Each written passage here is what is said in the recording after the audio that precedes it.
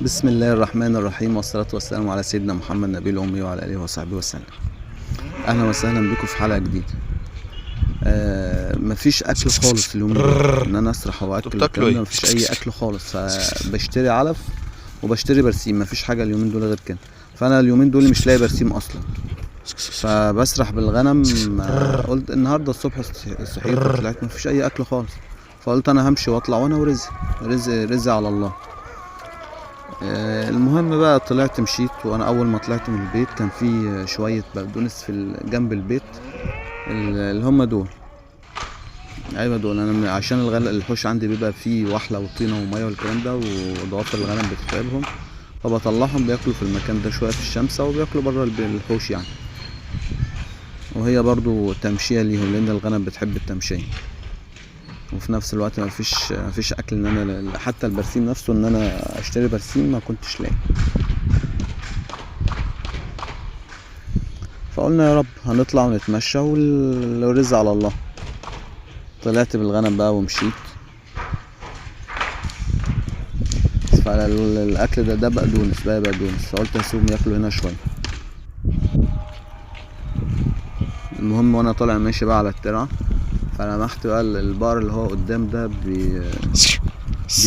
بيرخوا برسيم، عشان صاحبي عايز يزرع مكانهم خضار، يزرع بقدونس، يزرع شبت، يزرع كزبره، الكلام ده كله. فقلت همشي عليهم اشوف فيها اكل، هننزل مفيش اكل هنلف لفتنا. لا الغنم كلت اهلا وسهلا، ما كلتش هنروح. يبقى هم اتمشوا شويه وهروح اعلفهم، انا كده كده علفتهم الصبح، بص، في ناس هنا وهعلفهم بالليل بترخي، بقى قبل ما يناموا. فهننزل مكان البرسيم بتاعهم.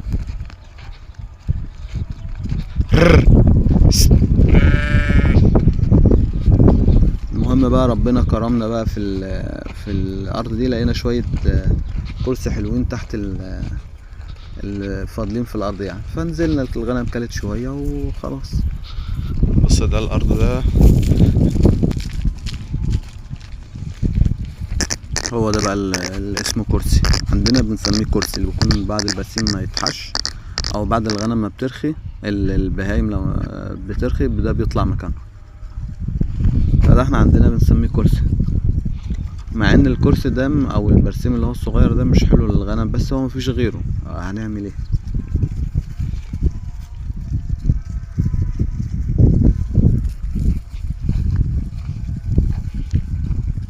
نزلت شوية بقى. مشكلة الأرض إن الأرض كانت صغيرة، وكان على اليمين هنا في برسيم، والناحية التانية في غلة أو قمح، فطلعوا عيني. أقف هنا يجروا الناحية التانية، أقف الناحية التانية يجروا الناحية، والمشكلة أنا بص يلا أهو انزل بياكل في الناحية. البرسيم، والمشكلة أنا لسه بتعلم. بس في الآخر فضلوا يجروا شوية هنا وهنا شوية، وبعد كده خلاص هديوا.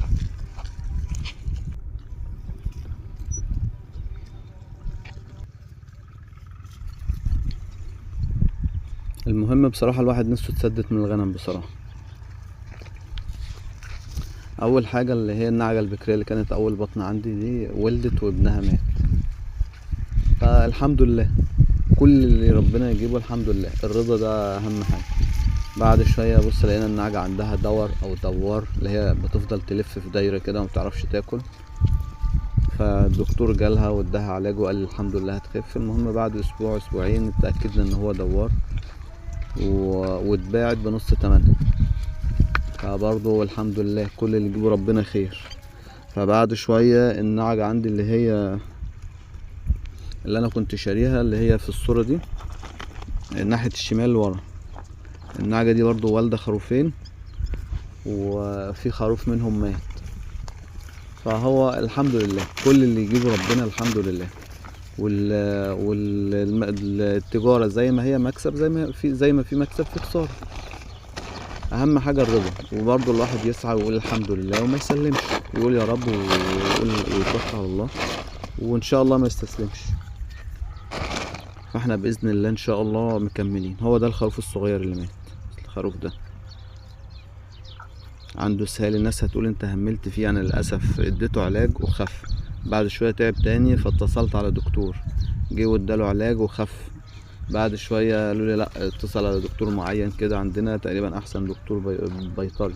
اتصلت عليه وجه واداله حقن وقال لي هيبقى زي الفل، وكتب لي على علاج اللي هو نانو زوكسيد. هنزل الصور على الشاشة. وقال لي ده هيتخلطوا على بعض في حبوب اللي هي زي والله ما عارف اسمها، هنزلها كده. ده هيتخلطوا الحبوب دي هتطحن وتتحط في الازازة وتقلبوا مع بعض، وتديله 3 سنتي او 4 سنتي او 5 سنتي حسب حاجة، تديله عند لما السهل يقف. اديته برضو الدواء ده والسهل وقف والحمد لله. لكن برضو نفس القصة، اتفاجئت رحت في يوم الصبح لقيته تعبان خالص وعنده اسهال شديد. ولعت النار كده وحطيته جنبه وغطيته على اساس ان هو بردان وكده. بعدها بربع ساعة او نص ساعة لقيته مات، فالحمد لله.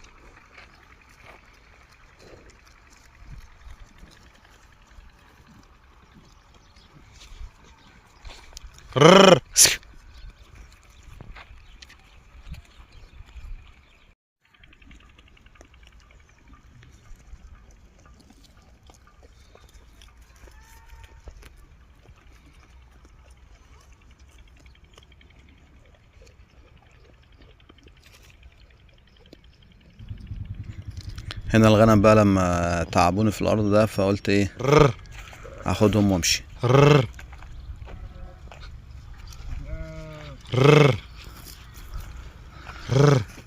طلعتهم بقى وقلت همشي واطلع الف لفه كده من على الترعه من فوق كده، ونشوف لو لقينا ارض تانية ياكلوا فيها شويه وبعد كده اروح.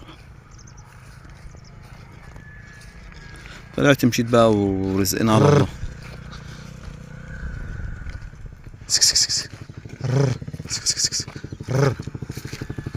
السلام عليكم يا عم ابراهيم. انا جوك يا باشا.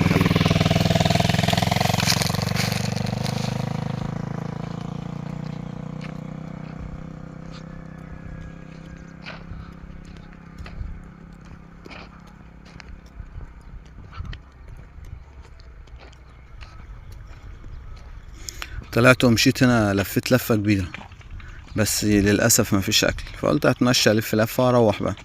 لما روحت في البيت علفتهم.